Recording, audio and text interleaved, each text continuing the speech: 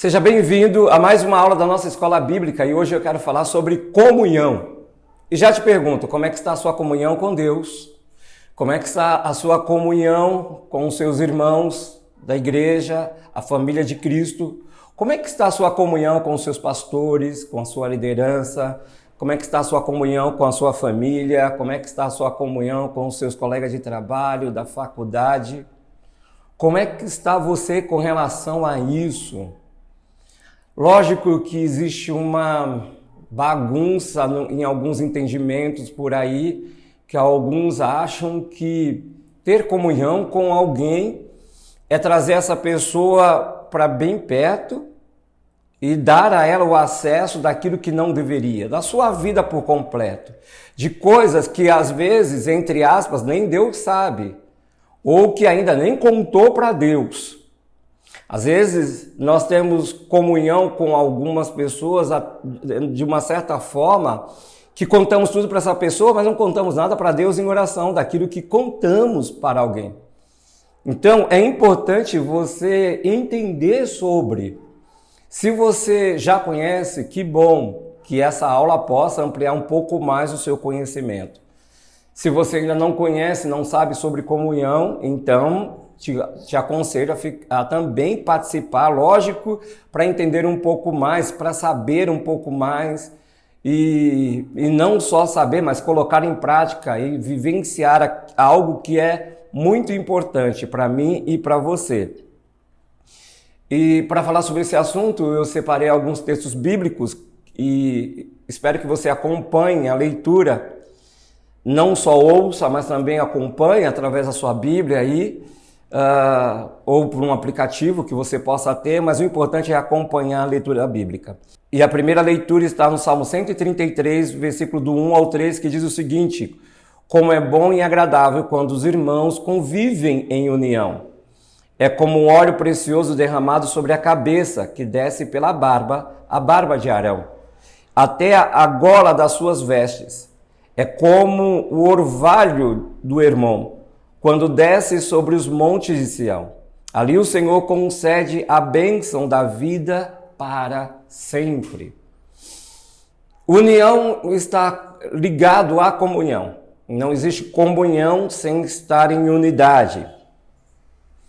Em Atos capítulo 2, versículo 44 ao 47, diz o seguinte: os que criam mantinham-se unidos e tinham tudo em comum. Vendendo suas propriedades e bens, distribuíam a cada um conforme a sua necessidade. Todos os dias continuavam a reunir-se no pátio do templo.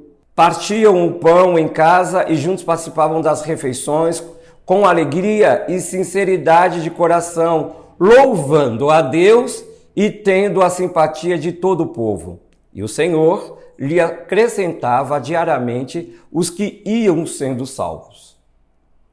Então a igreja de Atos, ela começa dando uma lição importante para nós nos dias de hoje sobre o que é comunhão, no repartir do pão, na comunhão, na reunião do templo, onde quer que eles estavam, havia unidade sobre esse povo. Em Hebreus capítulo 10, versículo 25, diz o seguinte: não deixemos de nos reunirmos como igreja, segundo o costume de alguns, mas procuremos encorajar-nos uns aos outros, ainda mais quando vocês veem que se aproxima o dia. Então, o autor dos Hebreus, ele nos chama para estarmos unidos. Ele ensina sobre a união da igreja, a não abrir mão da comunhão da igreja, como é o costume de alguns. Há quanto tempo você não congrega? Há quanto tempo você não vai numa celebração? Há quanto tempo você não participa de uma ceia? Há quanto tempo você não louva a Deus juntamente em comunhão com os irmãos? Em 1 João, capítulo 1, versículos 6 ao 7, diz o seguinte: se afirmamos que temos comunhão com Ele, com Deus, mas andamos nas trevas, mentimos e não praticamos a verdade. Se, porém, andarmos na luz, como Ele, como Deus.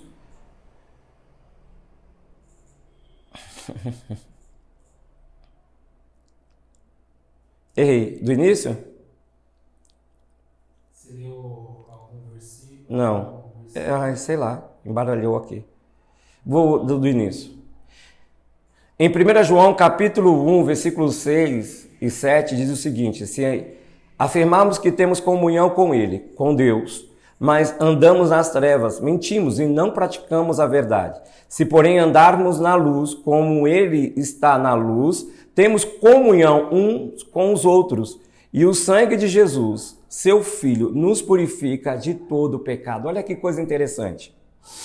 Se afirmamos que temos comunhão com Deus e estamos na prática do pecado com relação às trevas, fora daquilo que o Senhor Ele deseja, da forma que o Senhor deseja que estejamos, estamos longe da comunhão da igreja, longe da comunhão dos irmãos, praticando aquilo que o Senhor não gostaria, igualmente que os ímpios estão praticando.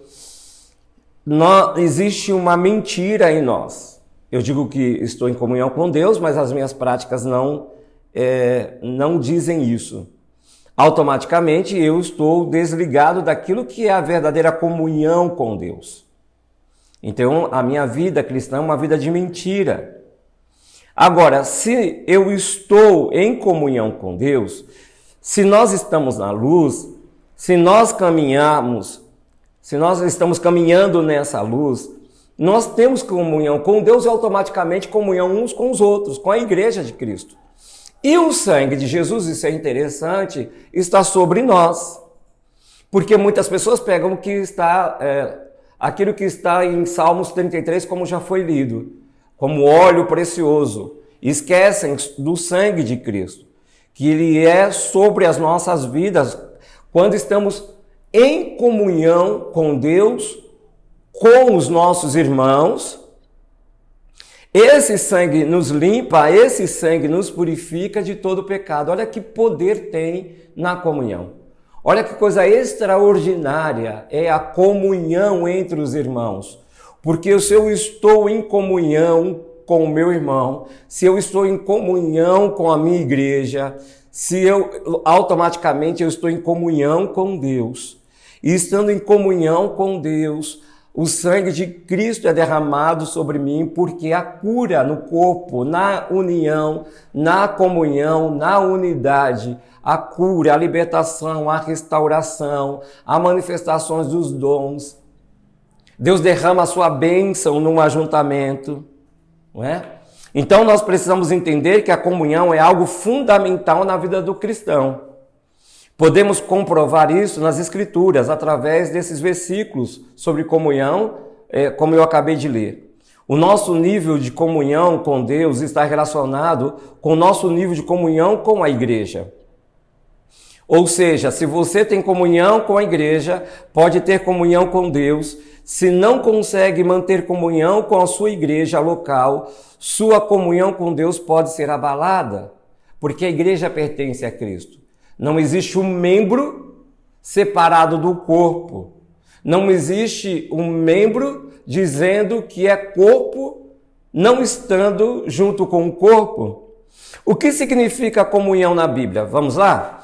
Comunhão significa ter união, paz e partilha com alguém. Quando duas ou mais pessoas fazem coisas juntas, em harmonia, estão em comunhão. A vontade de Deus é que vivamos em comunhão com Ele e uns com os outros. Comunhão é ter coisas em comum. E em Atos capítulo 4, versículo 42 ao 47, nós lemos sobre isso. Que todos tinham tudo, não faltava nada para eles. E aí quando a gente olha para essa igreja nos dias de hoje, que nós falamos que existe comunhão entre nós, nós vemos que falta muita coisa. Mas eu não quero falar inicialmente sobre bens materiais, porque nós temos uma limitação financeira e isso é uma verdade. mas tem faltado cura no nosso meio, tem faltado perdão no nosso meio, tem faltado restauração no nosso meio.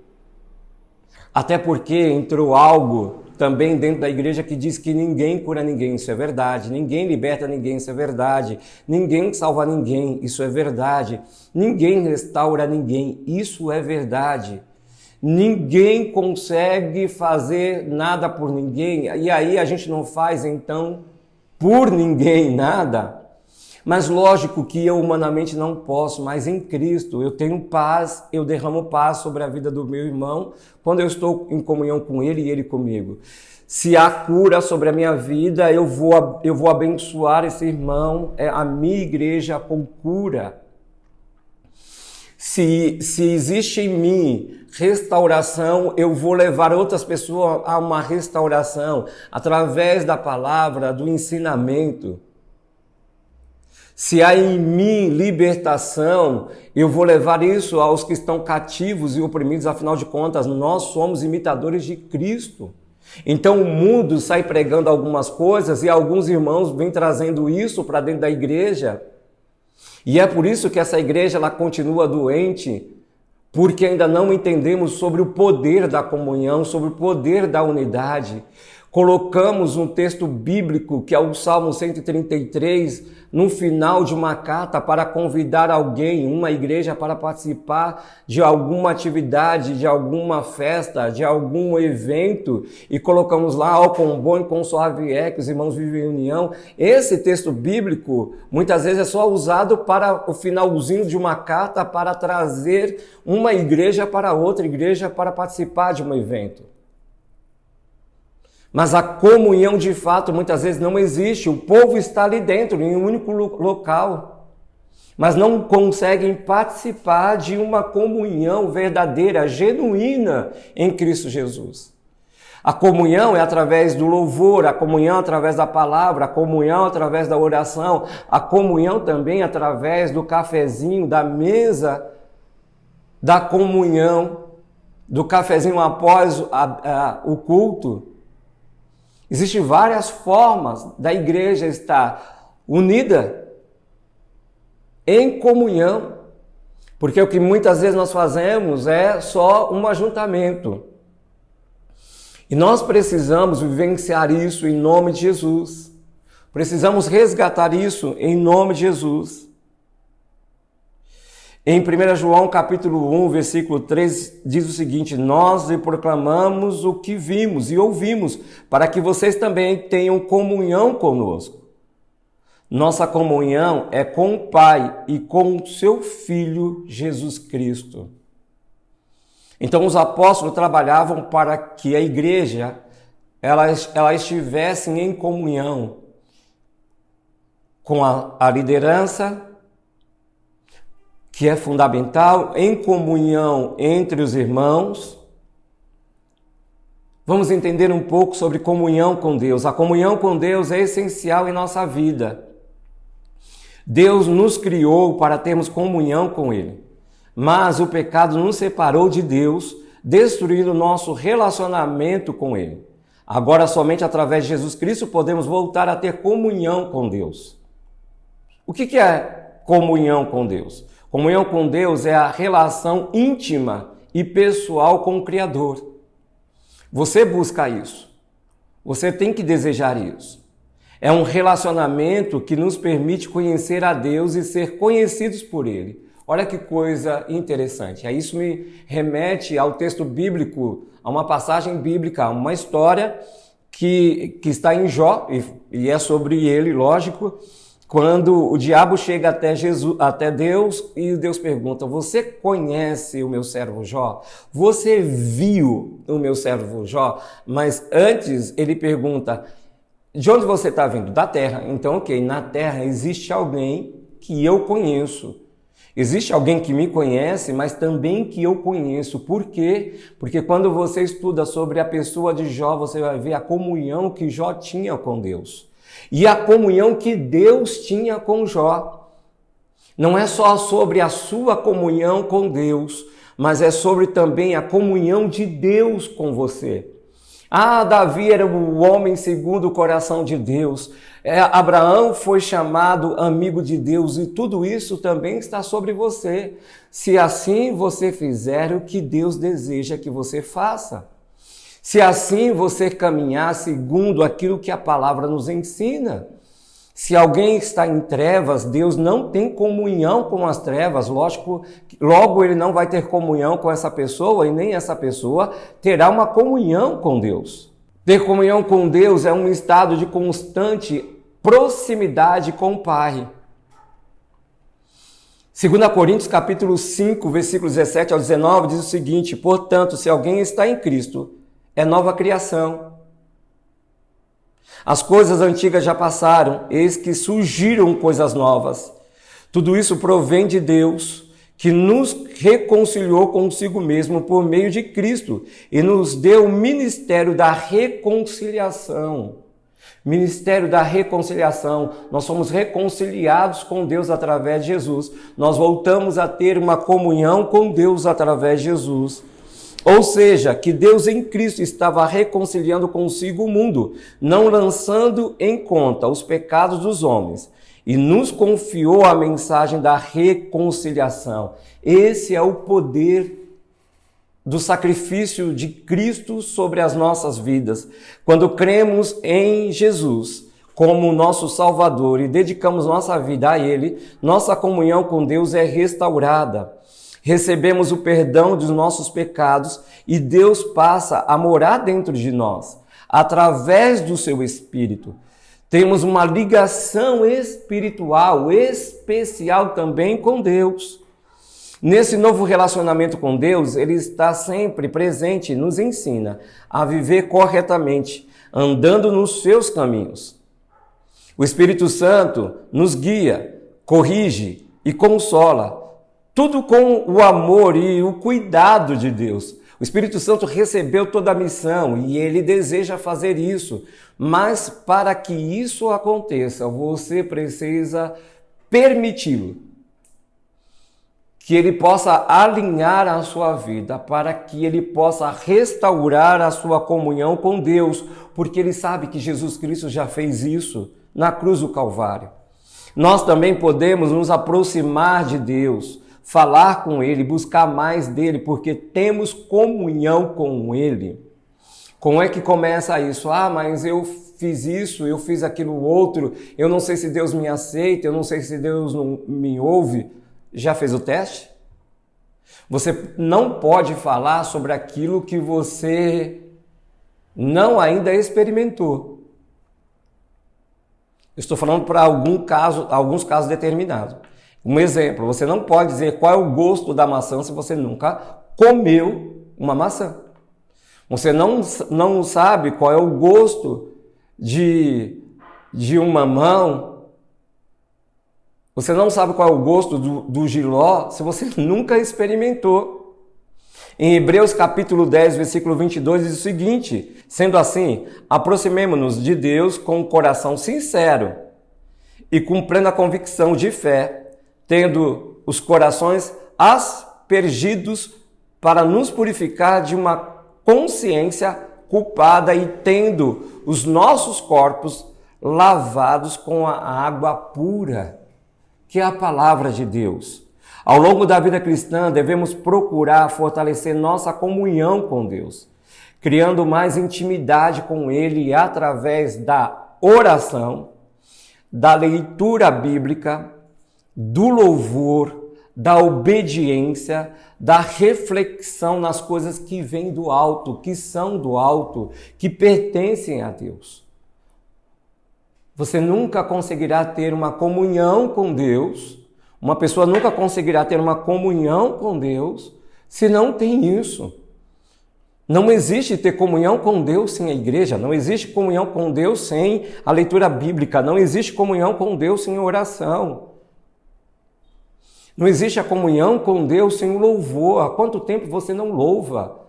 Ou você só louva a Deus quando está no culto em um domingo específico? A sua vida em si deve louvar a Deus porque você tem comunhão com Ele. Ter comunhão com Deus é abrir toda a nossa vida a Ele. tornando-o participante de tudo o que fazemos. Deus, por sua vez, nos torna participantes de seus planos para salvar o mundo e fazer o bem. Olha que coisa interessante, quando nós temos comunhão com Deus, eu começo a participar do plano de salvação sobre a vida de uma outra pessoa. Eu começo a entender sobre o plano de salvação sobre a vida das pessoas. Mas, se nós não temos comunhão com Deus, como é que nós teremos comunhão com os outros cristãos? Não só da minha igreja, que pensam, que falam, segundo a teologia que eu entendo, ou que eu acho que deve ser seguida e aplicada. Eu acredito que o segredo está quando eu consigo conviver com o meu irmão da congregação cristã no Brasil. Quando eu consigo ter comunhão com o meu irmão que é adventista, que é um presbiteriano reformado, um batista, um assembleiano, da Deus é Amor, do Marchando para a Glória, não é? Quando, de fato, Deus está em mim, eu tenho plena comunhão com as pessoas. Não entenda novamente de ter comunhão com alguém, trazendo ele para dentro da tua casa, abrindo a tua vida, aquilo que você não deveria abrir, estabelecer um vínculo de uma forma tão estreita quando não. Isso não diz de fato que é comunhão. Alguém pode estar na sua vida só para atrair você.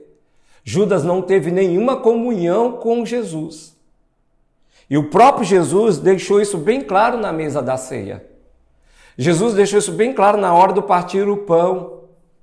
Jesus deixou bem claro isso nos últimos momentos da sua vida, que não havia nenhuma comunhão de Judas, da parte de Judas com Jesus. Jesus até tentou, mas não conseguiu. Mas ele continuou ali estando. E quando chegou o momento da traição, Jesus olhou para ele e disse: amigo, o que você fez? Judas saiu dali e foi fazer o quê? Porque não havia comunhão da parte de Judas para Jesus. Não podemos desprezar a comunhão com os outros cristãos. Deus criou a igreja para nosso bem e devemos aprender a viver em união uns com os outros. Precisamos da nossa família, da família cristã. Agora, lógico que também tem alguns que têm comunhão com outros irmãos, mas não conseguem ter comunhão com os da própria família, da igreja, da sua igreja local. E isso é muito estranho. Como é que alguém tem uma comunhão, tem um bom relacionamento com outras pessoas que participam de outros movimentos, mas não conseguem ter comunhão com os seus irmãos, com os seus companheiros de trabalho na obra? Também não consigo entender isso, não é? Eu não sei se de fato se essa pessoa tem de fato comunhão com as outras, que ela diz que tem. Em Hebreus capítulo 10, versículo 25, diz o seguinte: não deixemos de nos reunirmos como igreja, segundo o costume de alguns, mas encorajemo-nos uns aos outros, ainda mais quando vocês veem que se aproxima o grande dia do Senhor. Jesus orou para que todos que o amam fossem perfeitamente unidos em sua comunhão. Jesus orou pelos seus discípulos, e isso está em João capítulo 17, versículo 20 ao 21. Minha oração não é apenas por eles, rogo também por aqueles que crerão em mim, por meio da mensagem deles. Jesus estava orando pelos seus discípulos e também pela missão que eles iriam colocar em prática, para que todos sejam um, Pai, como tu estás em mim e eu em ti, que eles também estejam em nós, para que o mundo creia que tu me enviastes. Olha que coisa interessante. Jesus no Pai, em comunhão com o Pai, intimidade com o Pai, unido com o Pai e trazendo os seus discípulos, trazendo a sua igreja para praticar a mesma coisa. Não existe comunhão com a igreja se não estiver em comunhão com Deus.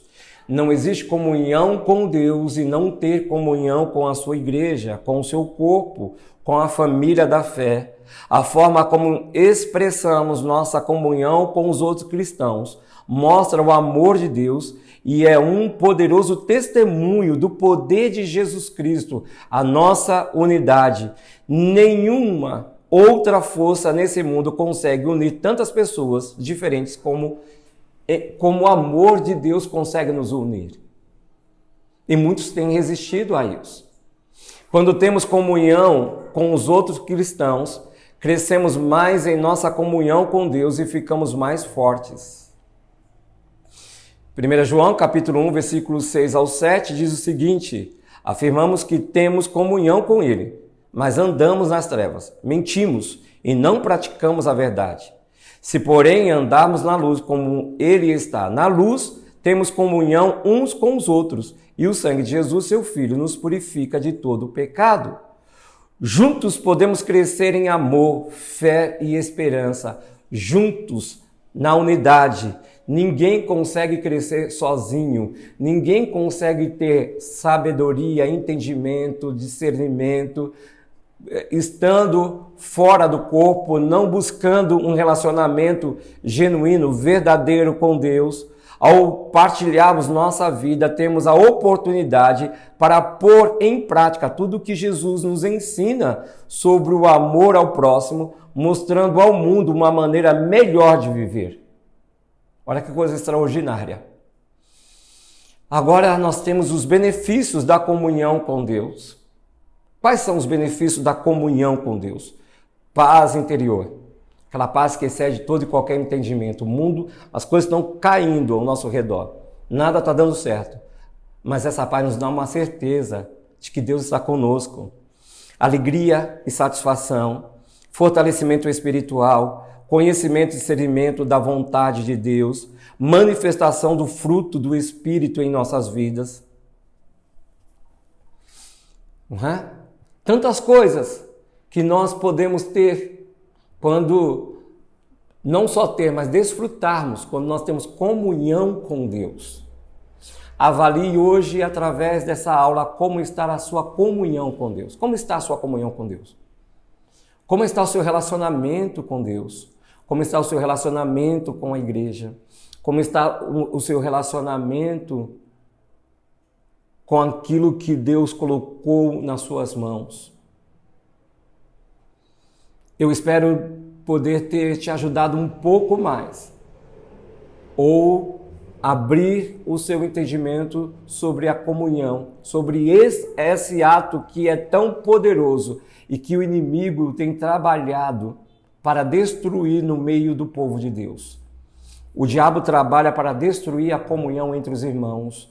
O diabo trabalha para destruir a comunhão de uma pessoa com o Senhor. Não permita que ele faça isso. Ele veio para matar, roubar e destruir, mas não permita que isso se torne uma verdade na sua vida. Busque ter mais comunhão com Deus. Busque ter mais intimidade com o Senhor. Busque ter mais comunhão com os irmãos. Busque a desejar essa comunhão, a louvar ao Senhor juntamente com os irmãos, mas não esqueça de também louvar ao Senhor sozinho. Eu te espero na próxima aula, em nome de Jesus.